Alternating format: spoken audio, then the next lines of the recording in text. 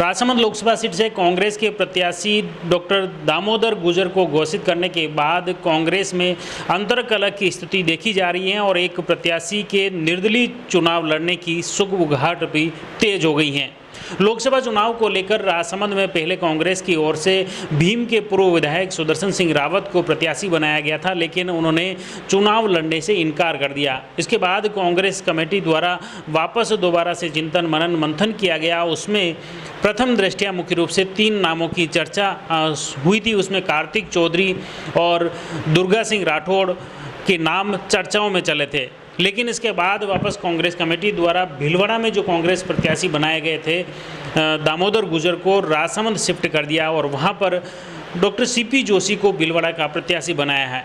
इसके बाद राजसमंद लोकसभा सीट में कहीं न कहीं मुख्य रूप से जो इन चुनाव को लेकर जो चर्चाओं में जो चेहरा रहा था कार्तिक चौधरी, उसके निर्दलीय चुनाव लड़ने की चर्चा वापस शुरू हो गई है।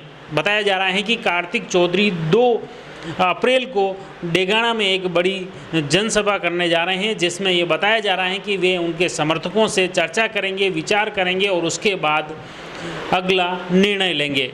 एक तरह से जैसे ही इन्होंने यह 2 अप्रैल की बैठक बुलाई है चर्चा के लिए, इससे ही स्पष्ट है कि वो एक तरह से निर्दलीय चुनाव लड़ सकते हैं, निर्दलीय चुनाव लड़ने का निर्णय इस बैठक में लेंगे। हालांकि वो मानस बना चुके हैं। अब फाइनल निर्णय तो 2 अप्रैल को होने वाली बैठक के बाद ही स्थिति स्पष्ट हो पाएगी कि क्या वो निर्दलीय के रूप में चुनाव लड़ेंगे या मौजूदा प्रत्याशी डॉक्टर दामोदर अग्रवाल के साथ खड़े रहेंगे।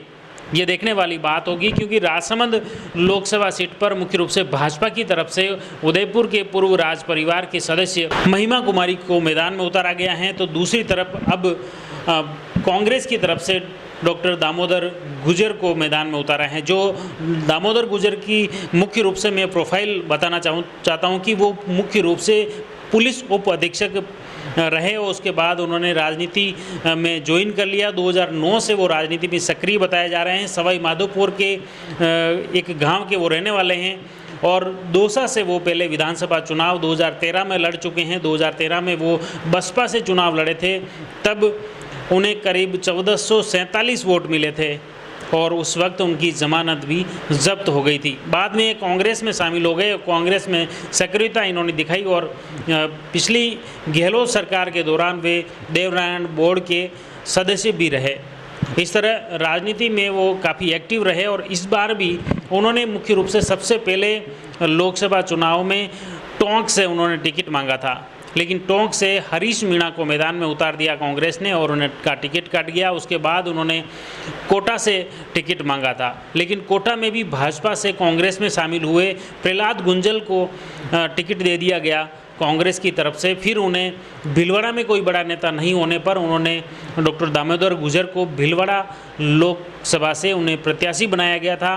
लेकिन प्रदेश में ब्राह्मण चेहरे को लेकर सुगबुगाहट हुई। इसको लेकर डैमेज कंट्रोल के प्रयास में कांग्रेस कमेटी द्वारा पूर्व विधानसभा अध्यक्ष डॉक्टर सीपी जोशी को भीलवाड़ा से प्रत्याशी बनाया है और भीलवाड़ा में जो प्रत्याशी पहले घोषित हो चुके थे दामोदर गुजर को राजसमंद शिफ्ट कर दिया है। इस तरह ये इनकी मुख्य रूप से प्रोफाइल रही हैं कि और ख़ास तौर से दामोदर गुजर के जो भाई हैं वो भी प्रशासनिक सेवा में रह चुके हैं। मुख्य रूप से इनके भाई श्यामलाल गुजर राजसमंद में जिला कलेक्टर भी रह चुके हैं। इसके अलावा इनके एक भाई तहसीलदार से रिटायर हुए हैं, तो दूसरे भाई आरएएस अधिकारी हैं और खुद आरपीएस अधिकारी रहे और बताया जाता है कि कुछ समय पहले राजसमंद जिला पुलिस में भी वे सेवाएं दे चुके हैं। अब वे राजनीति के तौर पर राजसमंद में जन सेवा के लिए मैदान में उतर रहे हैं। आपको बता दें कि मुख्य रूप से कांग्रेस प्रत्याशी जो हैं गुजर अब 31 मार्च को सुबह राजसमंद जिले में पहुंचेंगे। राजसमंद जिले में प्रवेश पर टपरिया खेड़ी में सुबह उनका भव्य स्वागत होगा। 7 बजे उनका टपरिया खेड़ी में स्वागत है। उसके बाद वे फिर भावा में स्वागत होगा, कांकरोल के जेके सर्कल पर स्वागत होगा और यहाँ से पिपड़ा में स्वागत के बाद वे नाथद्वारा पहुँचेंगे। नाथद्वारा में श्रीनाथ जी के दर्शन करेंगे। वहाँ से वे फिर राजसमंद पहुँचेंगे। राजसमंद में श्री द्वारकाधीश के दर्शन करेंगे। यहाँ पर कार्यकर्ताओं से रूबरू होंगे और यहाँ से फिर आगे गढ़बोर के लिए लिए प्रस्थान करेंगे। गठबोर में क्षेत्र के गोमती चौराहे पर कार्यकर्ताओं द्वारा उनका स्वागत कार्यक्रम है। उसके बाद वे गठबोर पहुंचकर भगवान चारभुजानाथ के दर्शन करेंगे। वहां से वे फिर दिवेर पहुंचेंगे, जहां पर दिवेर में कार्यकर्ता स्वागत भी करेंगे और वे संवाद करेंगे कार्यकर्ता और क्षेत्रीय लोगों से।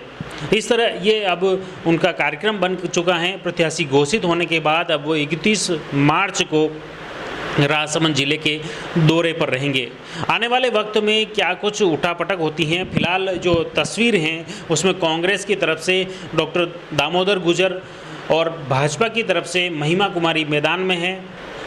इसके अलावा मुख्य रूप से अब देखा जा रहा है कि कांग्रेस से टिकट नहीं मिलने की वजह से नाराज कार्तिक चौधरी अब निर्दलीय चुनाव लड़ सकते हैं। इसकी सुगबुगाहट लगातार चल रही है, क्योंकि जैसे ही लोकसभा चुनाव की तैयारियां शुरू हुई तब से ही कार्तिक चौधरी लगातार फील्ड में एक्टिव रहे हैं, सक्रिय रहे हैं और अपना नाम भी कहीं न कहीं उस पैनल तक पहुंचाने में कामयाब रहे। लेकिन उन्हें टिकट नहीं मिला, जिसकी वजह से वो नाराज़ प्रतीत हो रहे हैं और उसी के तहत 2 अप्रैल को उन्होंने डेगाना में बैठक बुलाई है। बैठक का क्या नतीजा रहता है वह भी आप तक पहुँचाने का प्रयास करेंगे। आप जुड़ी रहिए जयवर्धन न्यूज़ के साथ। धन्यवाद।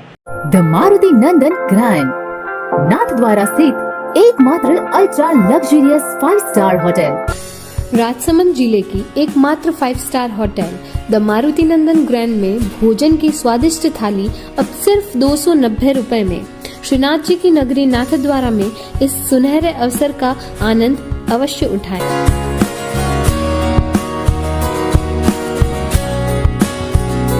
मारुति नंदन ग्रैंड, थिंक नाथद्वारा, थिंक नंदन ग्रैंड।